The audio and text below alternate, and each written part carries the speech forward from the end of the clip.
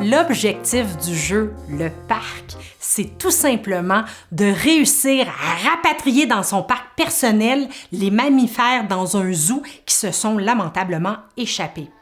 Pour ce faire, on va devoir utiliser les jetons de nourriture pour attirer les mammifères à la bonne place, c'est-à-dire dans son parc personnel. Alors ce jeu-là est extraordinaire parce qu'il permet de développer la motricité fine, parce qu'on va devoir faire glisser les cartes avec un petit jeton et ça rend le jeu hyper ludique, amusant et dynamique pour les enfants. Pour préparer le jeu, il s'agit de sélectionner 8 cartes mammifères connues des enfants parmi le paquet en entier et les étaler tout simplement sur une surface plane. Ensuite, il faut prendre tous les jetons nourriture dont se nourrissent ces différents mammifères et les mettre dans un sac. Le tour est joué, tout le monde est prêt.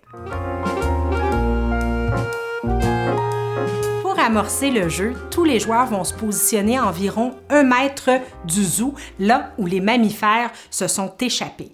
Ils vont devoir ramener ces mammifères-là vers leur espace personnel, qui est leur parc.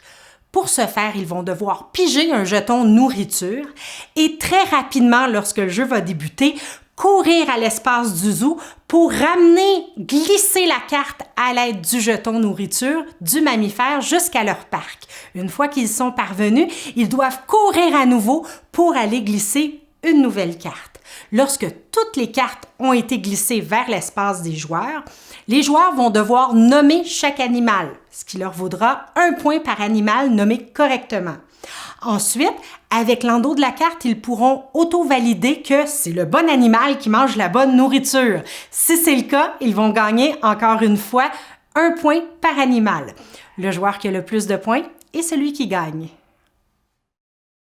Pour augmenter le niveau de difficulté de ce jeu, c'est possible évidemment d'ajouter plus de mammifères dans le zoo qui se sont échappés.